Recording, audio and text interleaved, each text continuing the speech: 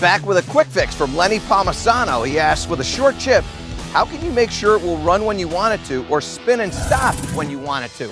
And Lenny, here's what I would tell you. What we talked about prior was if I want that ball to roll out a little bit more, I'm going to get a club that's got a little bit less loft, maybe an 8-iron. If I want it to spin a little bit more or stop a little bit quicker, I might use something that's got a little more loft, maybe a sand wedge or a lob wedge.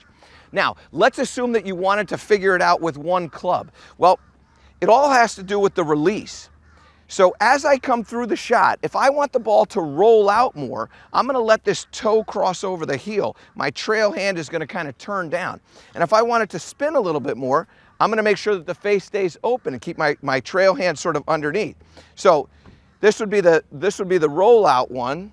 I let it kind of turn over, and you can see that ball, it almost looks like it's just being pulled down there, almost going downstream. This is that same release again. I let that toe cross over, it flights out, and it keeps rolling. When I want that to have a little bit more stop to it, now what I'm going to do is make sure that the club face is staying in an open position through the strike, and what you're going to see is that ball's going to be a little bit higher, and it's also going to have a little bit less roll to it.